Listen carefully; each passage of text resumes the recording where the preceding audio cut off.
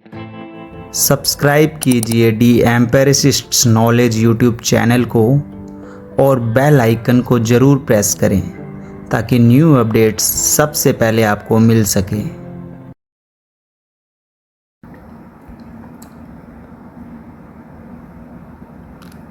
Hello everyone, hello students.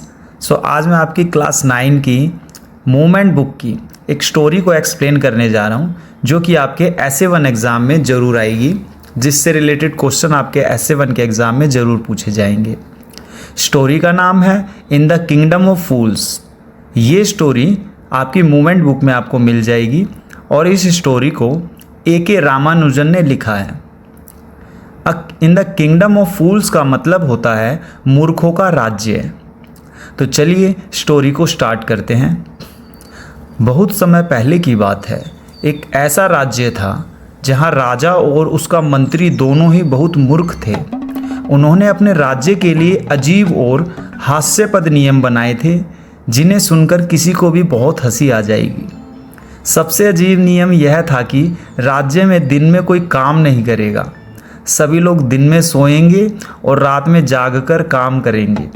जैसा कि आप सभी जानते हैं, नॉर्मली हम लोग दिन में काम करते हैं और रात में सोते हैं, लेकिन इस राज्य में लोग दिन में सोते थे और रात को काम करते थे।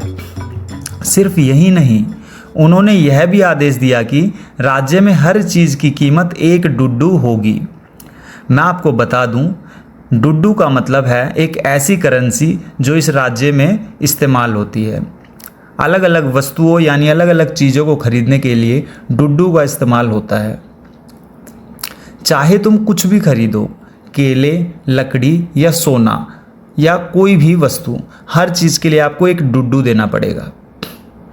यह देखकर राज्य के लोग डर गए, लेकिन नियमों का पालन किया क्योंकि उन्हें डर था कि राजा सजा देगा, और इसी डर से लोगों ने राजा की बात मान ली। एक दिन एक संत यानी कि एक साधु और उसका शिष्य इस राज्य में आए। उन्होंने देखा कि दिन में पूरा राज्य सुनसान है क्योंकि सभी लोग दिन में सो रहे थे और सभी लोग सो रहे हैं। रात होते ही बाजार खुलता है और लोग काम करने लगते हैं। उन्होंने बाजार जाकर देखा कि खाने की चीज़ें भी 1 डुड्डू में मिल रही हैं, और ये सब देखकर वो काफ़ी हैरान रह गए कि भला 1 डुड्डू में सारी चीज़ें कैसे मिल सकती हैं। संत को ये सब बातें काफ़ी अजीब लगी। उन्होंने अपने शिष्य से कहा कि इस राज्य में मूर्खों का शासन है और यहाँ ज़्यादा देर तक रहना सुरक्षित नहीं होगा। वह वापस चले गए, लेकिन शिष्य को सस्ता खाना अच्छा लगा। शिष्य को लगा कि यहाँ तो 1 डुड्डू में कुछ भी मिल जा रहा है, तो भला मैं कहीं और क्यों जाऊँ।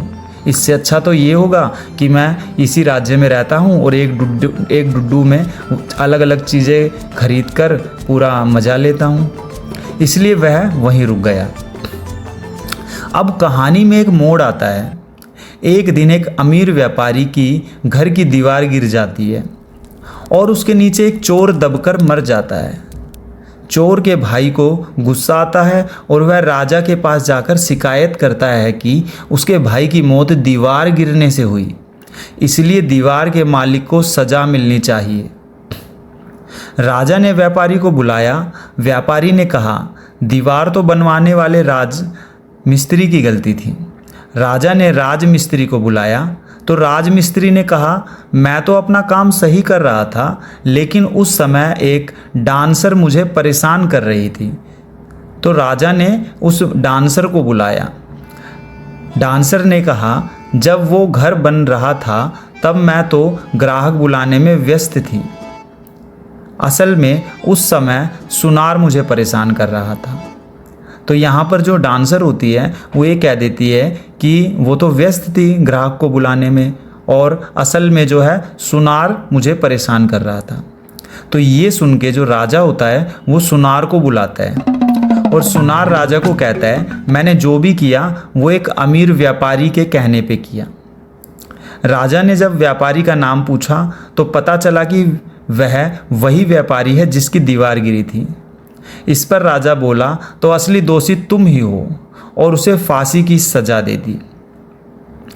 अब जब फांसी देने का समय आया तो जल्लाद ने कहा कि व्यापारी बहुत दुबला पतला है, रस्सी उसके गले से फिसल जाएगी, एक मोटे आदमी की ज़रूरत है।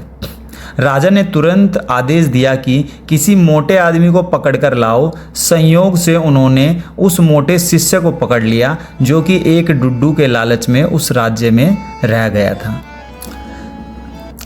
अब शिष्य डर गया और उसने अपने गुरु को बुलाया, क्योंकि शिष्य तो डर चुका था और उसे पता था कि उसके गुरु ही इतने समझदार हैं कि इस समस्या से वो उसे निकाल सकते हैं।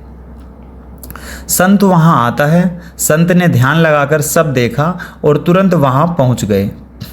उन्होंने राजा से कहा, यह फांसी का समय शुभ है, जो भी मरेगा सीधा स्वर्ग जाएगा।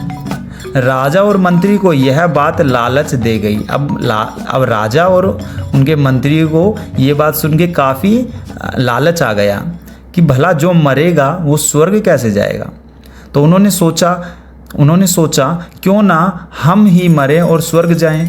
तो राजा और मंत्री दोनों लालच में आ गए और उन्होंने सोचा कि क्यों ना हम ही मर जाएं, हम ही फांसी ले लेते हैं और हम ही स्वर्ग चले जाते हैं।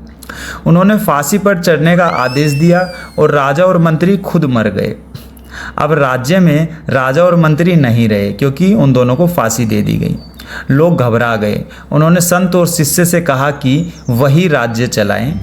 संत तो नहीं माने, लेकिन शिष्य ने हाँ कर दी और अब राज्य में सब कुछ बदल गया।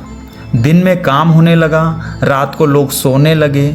वस्तुओं की कीमत सामान्य हो गई, यानी कि जो भी चीज़ें वहाँ मिलती थी उनका प्राइस अब एक डुड्डू से बदलकर उनकी क्वालिटी के हिसाब से उनका प्राइस रख दिया गया। और राज्य में फिर से न्याय यानी कि जस्टिस देखने को मिली, समझदारी देखने को मिली। लोग अपनी समझदारी से काम करने लग गए और शांति का शासन हो गया। जैसा कि आप सभी जानते हैं, कोई भी समाज होता है, उस समाज में हर वस्तु की अपनी एक अलग वैल्यू होती है। लेकिन अगर हम उसका सेम प्राइस रख देंगे तो जो हमारी पूरी अर्थव्यवस्था, जो हमारी पूरी इकोनॉमी होती है, वो बिगड़ जाती है। तो इसी वजह से इस राज्य के लोगों को किंगडम ऑफ फूल्स कहा गया है। ठीक है, यह कहानी हमें सिखाती है कि जब सत्ता मूर्खों के हाथ में होती है तो न्याय की जगह अंधविश्वास और मूर्खता का बोलबाला हो जाता है। एक समझदार और न्यायप्रिय शासक ही समाज को सही दिशा दे सकता है। आई होप आपको ये स्टोरी काफ़ी अच्छी लगी होगी, इन द किंगडम ऑफ फूल्स यानी कि मूर्खों का राज्य, और आपने इस कहानी से बहुत कुछ सीखा होगा। आप अपनी वर्तमान स्थिति में भी इस तरह की चीज़ों को कंपेयर कर सकते हैं, अपनी समाज को इस स्टोरी से कंपेयर करके देख सकते हैं। यदि आपको स्टोरी पसंद आई और आपको लगता है कि ये आपके एग्ज़ाम्स में आपकी हेल्प करेगी तो अपना कमेंट नीचे करें, फीडबैक ज़रूर दें। वीडियो को लाइक करें, शेयर करें, कमेंट करें और चैनल को सब्सक्राइब ज़रूर करें ताकि आपको नए अपडेट सबसे पहले मिले। Thanks for watching, stay update with our channel. Thank you so much.